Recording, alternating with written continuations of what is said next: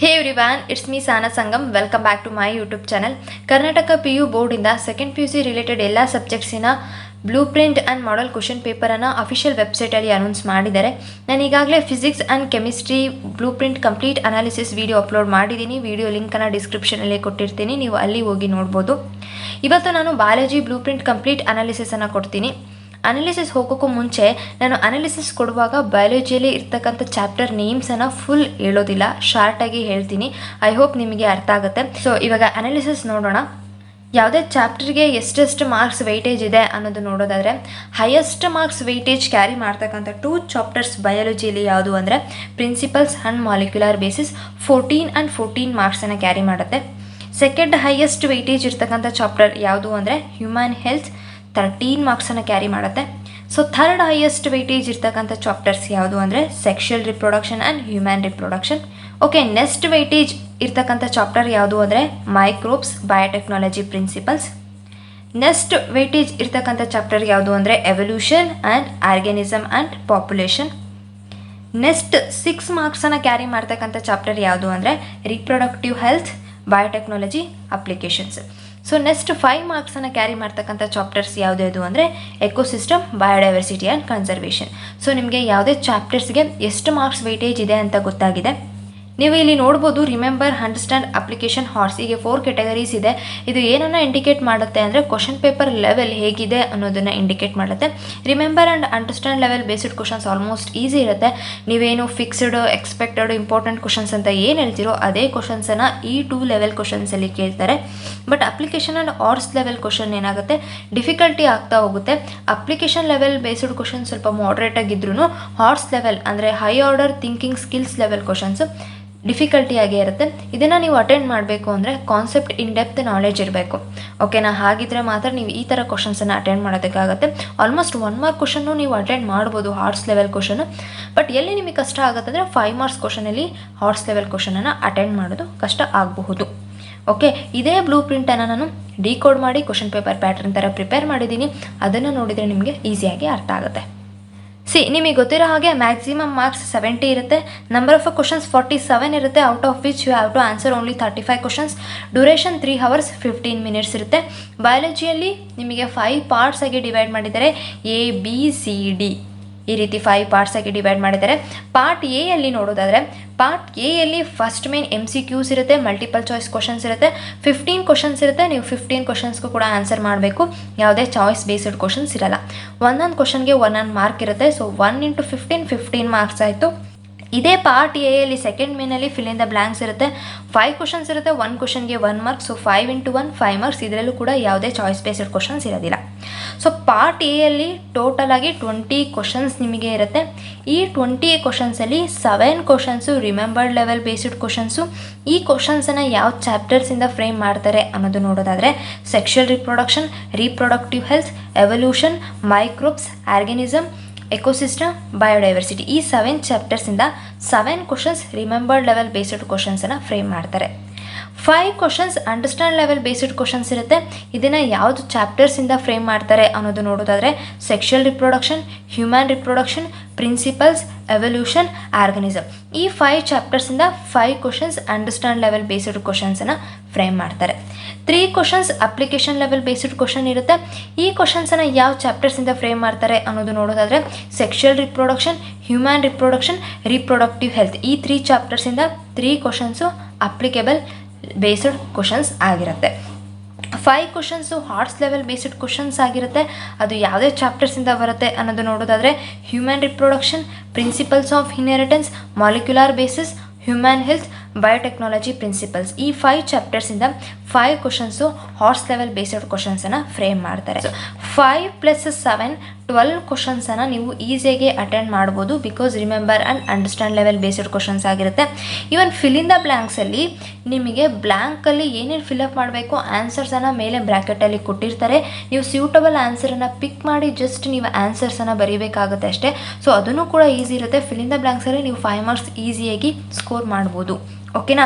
ಇಲ್ಲಿ ನೋಡಿ, application level based questions 3 ಇರುತ್ತೆ, ಹಾರ್ಸ್ 5 ಇರುತ್ತೆ. ಟೋಟಲಾಗಿ 8 ಆಯಿತು. ಅಪ್ಲಿಕೇಶನ್ ಆಲ್ಮೋಸ್ಟ್ ಈಸಿ ಇರುತ್ತೆ. MCQs ಅಂದರೆ ಕೆಳಗಡೆ ಆಪ್ಷನ್ಸಲ್ಲಿ ಆನ್ಸರ್ಸ್ ಇರುತ್ತೆ. ಸ್ವಲ್ಪ ನೀವು ಯೋಚನೆ ಮಾಡಿ ಆನ್ಸರ್ ಮಾಡಿದರೆ ನೀವು ಅಟೆಂಡ್ ಮಾಡ್ಬೋದು. ಸೊ ಇದರಲ್ಲಿ ಮತ್ತೆ ನೀವು 3 ಕ್ವಶನ್ಸ್ ಅಟೆಂಡ್ ಮಾಡ್ತೀರಾ ಅಂದರೆ ಔಟ್ ಆಫ್ 20 ಕ್ವಶನ್ಸಲ್ಲಿ ನೀವು 15 ಕ್ವಶನ್ಸನ್ನು ಈಸಿಯಾಗಿ ಪಾರ್ಟ್ ಎಯಲ್ಲಿ ಸ್ಕೋರ್ ಮಾಡ್ಬೋದು. ಓಕೆನಾ? ಸೊ 15 ಅಂತ ನಾನು ಬರ್ಕೊಂಡೆ. ಪಾರ್ಟ್ ಬಿಗೆ ಬನ್ನಿ. ಪಾರ್ಟ್ ಬಿಯಲ್ಲಿ third main short answer type questions ಇರುತ್ತೆ. 8 ಕ್ವಶನ್ಸ್ ಇರುತ್ತೆ. Out of which you have to answer only 5 questions. So ಯಾವುದೇ ಚಾಪ್ಟರ್ಸಿಂದ ಈ ಮೇನಲ್ಲಿ ಕ್ವಶನ್ಸನ್ನು ಕೇಳ್ತಾರೆ ಅನ್ನೋದು ನೋಡೋದಾದರೆ reproductive health, principles of inheritance, evolution, human health, microbes, biotechnology, ecosystem, biodiversity. ಈ 8 ಚಾಪ್ಟರ್ಸಿಂದ 8 ಕ್ವಶನ್ಸನ್ನು ನಿಮಗೆ ಫ್ರೇಮ್ ಮಾಡ್ತಾರೆ. ಇದರಲ್ಲಿ 7 questions remembered level based question ಆಗಿರುತ್ತೆ. 1 question understand level based question ಆಗಿರುತ್ತೆ. ಅದು 1 question understand level based question ಯಾವ ಚಾಪ್ಟರಿಂದ ಕೇಳ್ತಾರೆ ಅಂದರೆ ನಾನು ಇಲ್ಲಿ ಯು ಅಂತ ಮೆನ್ಷನ್ ಮಾಡಿದ್ದೀನಿ.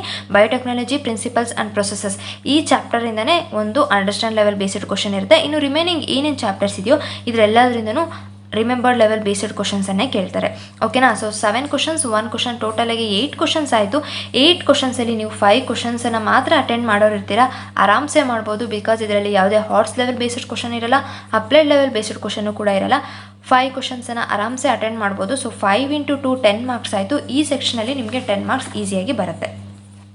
ಓಕೆನಾ? ಸೊ ನೆಕ್ಸ್ಟ್ ಪಾರ್ಟ್ ಸಿಗೆ ಬನ್ನಿ. ಪಾರ್ಟ್ ಸಿಯಲ್ಲಿ 4th main short answer type questions ಇರುತ್ತೆ. 8 ಕ್ವಶನ್ಸ್ ಇರುತ್ತೆ. Out of which you have to answer only 5 questions. ಯಾವುದೇ ಚಾಪ್ಟರ್ಸಿಂದ ಕ್ವಶನ್ಸನ್ನು ಕೇಳ್ತಾರೆ ಅನ್ನೋದು ನೋಡೋದಾದರೆ human reproduction, molecular basis of inheritance, biotechnology applications, sexual reproduction, evolution, biotechnology. ಈ 6 ಚಾಪ್ಟರ್ಸಿಂದ 6 ಕ್ವಶನ್ಸನ್ನು ಫ್ರೇಮ್ ಮಾಡ್ತಾರೆ. ಇದರಲ್ಲಿ ಈ 3 ಚಾಪ್ಟರ್ಸಿಂದ ರಿಮೆಂಬರ್ಡ್ ಲೆವೆಲ್ ಬೇಸ್ಡ್ ಕ್ವಶನ್ಸ್ ಇರುತ್ತೆ. ಇನ್ನು ಈ 3 ಚಾಪ್ಟರ್ಸಿಂದ ಅಂಡರ್ಸ್ಟ್ಯಾಂಡ್ ಲೆವೆಲ್ ಬೇಸ್ಡ್ ಕ್ವಶನ್ಸ್ ಇರುತ್ತೆ. ನನಗೆ mathematics, physics and chemistry blue ಪ್ರಿಂಟನ್ನು ಡಿಕೋಡ್ ಮಾಡುವಾಗ ಯಾವುದೇ ಆಂಬಿಗ್ಯೂಟಿ ಕ್ರಿಯೇಟ್ ಆಗಲಿಲ್ಲ. ಬಟ್ ಬಯಾಲಜಿ ಬ್ಲೂ ಪ್ರಿಂಟನ್ನು ಡಿಕೋಡ್ ಮಾಡುವಾಗ ಸ್ವಲ್ಪ ಆಂಬಿಗ್ಯೂಟಿ ಕ್ರಿಯೇಟ್ ಆಯಿತು. ಅದು ಎಲ್ಲಿ ಅಂತ ಹೇಳ್ತೀನಿ. ಈ ಶಾರ್ಟ್ ಆನ್ಸರ್ ಟೈಪ್ ಕ್ವಶನ್ಸಲ್ಲಿ ಆ್ಯಕ್ಚುಲಿ 8 ಕ್ವಶನ್ಸನ್ನು ಅವ್ರು ಕೇಳಬೇಕು. ಅದರಲ್ಲಿ ನೀವು 5 ಕ್ವಶನ್ಸನ್ನು ಆನ್ಸರ್ ಮಾಡಬೇಕು ಅಲ್ವಾ? 8 ಕ್ವಶನ್ಸನ್ನು 8 ಚಾಪ್ಟರ್ಸಿಂದ ಕೇಳಬೇಕು. ಇಲ್ಲಿ ಆಲ್ರೆಡಿ 6 ಚಾಪ್ಟರ್ಸಿಂದ 6 ಕ್ವಶನ್ಸನ್ನು ಫ್ರೇಮ್ ಮಾಡಿದ್ದಾರೆ. It is well and good. ಇನ್ನು 2 ಕ್ವಶನ್ಸನ್ನು 2 ಚಾಪ್ಟರ್ಸಿಂದ ಕೇಳಬೇಕು. ಬಟ್ ಅದನ್ನು ಯಾವ ಚಾಪ್ಟರ್ಸಿಂದ ಕೇಳ್ತಾರೆ ಅಂತ ಬ್ಲೂ ಪ್ರಿಂಟಲ್ಲಿ ಮೆನ್ಷನ್ ಮಾಡಿಲ್ಲ. ನೀವು ಬ್ಲೂ ಪ್ರಿಂಟಲ್ಲಿ ನೋಡ್ಬೋದು SEA 3 ಅಂತಂದರೆ ಶಾರ್ಟ್ ಆನ್ಸರ್ ಟೈಪ್ ಕ್ವಶನ್ಸ್ ಅಂತ. ಇಲ್ಲಿ ನೀವು ಕೌಂಟ್ ಮಾಡ್ಬೋದು. 1 2 3 ಆಯಿತು. ಇಲ್ಲಿ SEA 3ಗೆ ಬನ್ನಿ. 3 ಆಯಿತಾ? 4 5 6 ಟೋಟಲಾಗಿ 6 ಕ್ವಶನ್ಸ್ ಅಷ್ಟೇ ಮಾತ್ರ ಬ್ಲೂ ಪ್ರಿಂಟಲ್ಲಿ ಮೆನ್ಷನ್ ಮಾಡಿದ್ದಾರೆ. ಇಲ್ಲಿ SEA 3ಯಲ್ಲಿ ಯಾವುದೇ ಮೆನ್ಷನ್ ಮಾಡಿಲ್ಲ. 6 ಕ್ವಶನ್ಸನ್ನು ಮೆನ್ಷನ್ ಮಾಡಿದ್ದಾರೆ. ಹಾಗಾದರೆ ಇನ್ನೂ 2 ಕ್ವಶನ್ಸ್ ಯಾವ ಚಾಪ್ಟರ್ಸಿಂದ ಕೇಳ್ತಾರೆ ಗೊತ್ತಿಲ್ಲ. But according to your model question papers ಇನ್ನೂ 2 ಕ್ವಶನ್ಸು ಬಯೋಡೈವರ್ಸಿಟಿ ಆ್ಯಂಡ್ ಎಕೋಸಿಸ್ಟಮ್ ಚಾಪ್ಟರ್ಸಿಂದನೇ ಫ್ರೇಮ್ ಆಗುತ್ತೆ ಅಂತ ನಿಮ್ಮ ಮಾಡೆಲ್ ಕ್ವಶನ್ ಪೇಪರಲ್ಲಿ ಇದೆ. ಬಟ್ ಅದು ಅಂಡರ್ಸ್ಟ್ಯಾಂಡ್ ಲೆವೆಲ್ ಬೇಸ್ಡ್ ಕ್ವಶನ್ ಇರುತ್ತಾ, ರಿಮೆಂಬರ್ಡ್ ಲೆವೆಲ್ ಬೇಸ್ಡ್ ಕ್ವಶನ್ ಇರುತ್ತಾ, or application level based question ಇರುತ್ತಾ ಗೊತ್ತಿಲ್ಲ. ಇದು ಸ್ವಲ್ಪ ಆಂಬಿಗ್ಯೂಟಿ ಇದೆ. ಸೊ ಯಾವ ಚಾಪ್ಟರಿಂದ ಬರುತ್ತೆ, ಯಾವ ಲೆವೆಲಾಗಿರುತ್ತೆ ಕ್ವಶನ್ಸು ಅಂತ ಗೊತ್ತಿಲ್ಲ. ಸೊ ಇದನ್ನು ಬಿಡಿ. ಈಗ ನಿಮಗೆ 6 ಕ್ವಶನ್ಸ್ ಇದೆ ಅಂತಲೇ ಅಂದ್ಕೊಂಡು 6 ಕ್ವಶನ್ಸ್ಗೆ 5 ಕ್ವಶನ್ಸನ್ನು ನೀವು ಆರಾಮ್ಸೆ ಅಟೆಂಡ್ ಮಾಡ್ಬೋದು. ಸೊ 5 × 3 15 ಮಾರ್ಕ್ಸ್ ಆಯಿತು ಅಲ್ವಾ? ಇದರಲ್ಲಿ ಹಾರ್ಸ್ ಲೆವೆಲ್ ಬೇಸ್ಡ್ ಕ್ವಶನ್ಸ್ ಅಂತೂ ಇರಲ್ಲ, ಕೇಳಲ್ಲ. ಇಮೇನಲ್ಲಿ ಕೇಳಿದರೆ ಅಪ್ಲಿಕೇಶನ್ ಲೆವೆಲ್ ಬೇಸ್ಡ್ ಕ್ವಶನ್ಸ್ ಈ 2 ಕ್ವಶನ್ಸಲ್ಲೇ ಕೇಳ್ಬೋದು, ಕೇಳ್ತಾನೆ ಇರ್ಬೋದು. ಅದು ಬಯೋಡೈವರ್ಸಿಟಿಯಿಂದನೇ ಕೇಳ್ಬೋದು, ಆರ್ ಎಕೋಸಿಸ್ಟಮಿಂದನೇ ಕೇಳ್ಬೋದು, ಅಥವಾ ಬೇರೆ ಚಾಪ್ಟರ್ಸಿಂದನೂ ಕೇಳ್ಬೋದು. ಮಾಡೆಲ್ ಕ್ವಶನ್ ಪೇಪರಲ್ಲಿ ಈ 2 ಚಾಪ್ಟರ್ಸನ್ನು ಮೆನ್ಷನ್ ಮಾಡಿದರೆ, ಸೊ ನಾನು ಈ 2 ಚಾಪ್ಟರ್ಸನ್ನು ಇಲ್ಲಿ ಮೆನ್ಷನ್ ಮಾಡಿದ್ದೀನಿ. ಇದು ಮಾತ್ರ ಸ್ವಲ್ಪ ಡೌಟ್ ಆಗಿದೆ. ಸೊ ಪಾರ್ಟ್ ಡಿಗೆ ಬನ್ನಿ. ಪಾರ್ಟ್ ಡಿಯಲ್ಲಿ 5th ಮೇನಲ್ಲಿ ಲಾಂಗ್ ಆನ್ಸರ್ ಟೈಪ್ ಕ್ವಶನ್ಸ್ ಇರುತ್ತೆ. 8 ಕ್ವಶನ್ಸ್ ಇರುತ್ತೆ. Out of which have to answer only 4 question. 1 ಕ್ವಶನ್ಗೆ 5 ಮಾರ್ಕ್ಸ್ ಇರುತ್ತೆ. 4 × 5 20 ಮಾರ್ಕ್ಸ್ ಆಯಿತು.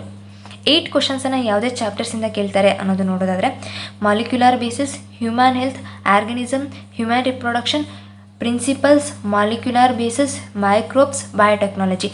ಈ 8 ಚಾಪ್ಟರ್ಸಿಂದ 8 ಕ್ವಶನ್ಸನ್ನು ಕೇಳ್ತಾರೆ. ಇದರಲ್ಲಿ 3 questions remembered level based question ಆಗಿರುತ್ತೆ.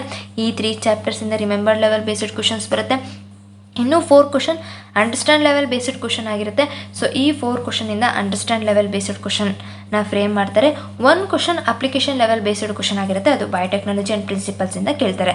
Application level based questions attend ಮಾಡೋದಕ್ಕಾಗಲಿಲ್ಲ ಅಂದ್ರೂ 3 + 4 7 ಕ್ವಶನ್ಸ್ ಆಯಿತು. 7 ಕ್ವಶನ್ಸಲ್ಲಿ 4 ಕ್ವಶನ್ಸನ್ನು ಈಸಿಯಾಗಿ ನೀವು ಅಟೆಂಡ್ ಮಾಡ್ಬೋದು.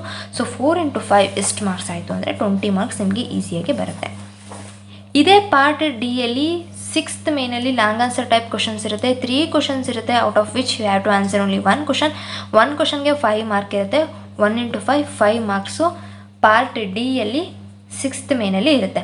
ಇದರಲ್ಲಿ ಯಾವುದೇ ಚಾಪ್ಟರ್ಸಿಂದ ಕೇಳ್ತಾರೆ ಅನ್ನೋದು ನೋಡೋದಾದರೆ sexual reproduction in flowering plants, principles of inheritance, human health and diseases, ಈ 3 ಚಾಪ್ಟರ್ಸಿಂದನೇ ನಿಮಗೆ ಕ್ವಶನ್ಸ್ ಫ್ರೇಮ್ ಆಗುತ್ತೆ.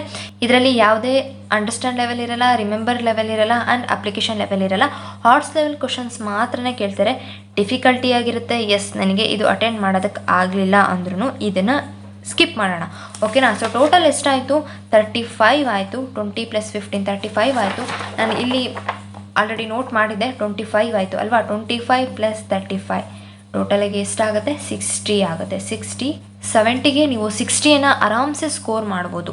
60 ಮಾರ್ಕ್ಸಲ್ಲಿ MCQs ಫಿಲ್ ಇನ್ ದ ಬ್ಲ್ಯಾಂಕ್ಸಲ್ಲಿ ಎಲ್ಲೋ ಮಿಸ್ ಆಯಿತು, ಸೆಂಟ್ರಲಲ್ಲಿ ಯಾವುದೋ ಮೇನಲ್ಲಿ 1 ಪಾಯಿಂಟು 2 ಪಾಯಿಂಟು ಬರೆಯೋದು ನಾನು ಮರ್ತೆ ಅಂತ ಅಂದರೂ ಕೂಡ ನಿಮಗೆ ಆರಾಮ್ಸೆ 55 ಅಂತೂ ಸ್ಕೋರ್ ಮಾಡ್ಬೋದು ಔಟ್ ಆಫ್ 70, ಓಕೆನಾ. ಯಾರು out of out or 65+ score ಮಾಡಬೇಕು ಅನ್ನೋ ಒಂದು ಗೋಲ್ ಇಟ್ಕೊಂಡಿದ್ದೀರೋ ಅವರು MCQs fill in the blanks and last main especially HOTS level based questions ಇರುತ್ತಲ್ಲ ಅದಕ್ಕೆ ತುಂಬಾ ಕಾನ್ಸಂಟ್ರೇಷನ್ ಕೊಡಬೇಕಾಗುತ್ತೆ. ಆ್ಯಂಡ್ PCMBಯಲ್ಲಿ ಔಟ್ ಆಫ್ ಔಟ್ ಸ್ಕೋರ್ ಹೇಗೆ ಮಾಡಬೇಕು ಅನ್ನೋ ವಿಡಿಯೋ ಕೂಡ ನಾನು ಅಪ್ಲೋಡ್ ಮಾಡಿದ್ದೀನಿ. ವಿಡಿಯೋ ನೋಡಿಲ್ಲ ಅಂದರೆ ನೋಡಿ, ವಿಡಿಯೋ ಲಿಂಕನ್ನು ನಾನು ಡಿಸ್ಕ್ರಿಪ್ಷನಲ್ಲಿ ಪ್ರೊವೈಡ್ ಮಾಡಿರ್ತೀನಿ. ನಿಮಗೆ ಈ ವಿಡಿಯೋ ಹೆಲ್ಪ್ ಆದರೆ ಶೇರ್ ಮಾಡಿ, ನಿಮ್ಮ ಫ್ರೆಂಡ್ಸ್ಗೆ ಲೈಕ್ ಮಾಡಿ, ಸಬ್ಸ್ಕ್ರೈಬ್ ಮಾಡಿ. Thank you for watching. All the best. Take care.